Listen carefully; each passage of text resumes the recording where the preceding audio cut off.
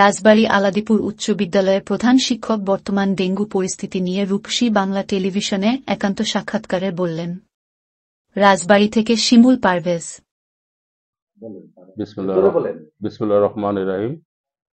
আপনারা জানেন যে রাজবাড়ী জেলার সদর উপজেলার আলাদিপুর উচ্চ বিদ্যালয় একটি ঐতিহ্যবাহী বিদ্যাপীঠ। এই বিদ্যাপীঠটি রাজবাড়ী ফরিদপুর মহাসড়কের পাশে। এখানে আমাদের বিদ্যালয়টি অনেক বড়। 1965 সালে স্থাপিত হওয়ার পর এখানে বর্তমান ছাত্রছাত্রীর সংখ্যা প্রায় 950।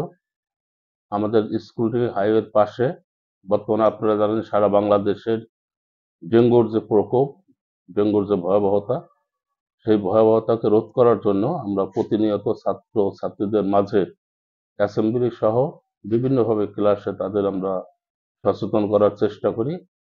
আমরা বিদ্যালয়ের আঙ্গিনা পরিষ্কার রাখি ছাত্রছাত্রীদের মাঝে, এবং আমরা নিজস্ব অর্থায়নে লেবারদের মাধ্যমে শিক্ষার্থীদের আমরা তাদের বাড়ির আঙ্গিনা পরিষ্কার রাখার জন্য বলি, আগাছা পরিষ্কার করার জন্য, ট্যাবের খোলা টায়ার টপে যে পানি জমে থাকে সেই পানি নিষ্কাশনের ব্যবস্থা করে যাতে আমরা ডেঙ্গুর প্রতিরোধ করতে পারি সেই ব্যাপারে আমরা শিক্ষার্থীদের সচেতন করি।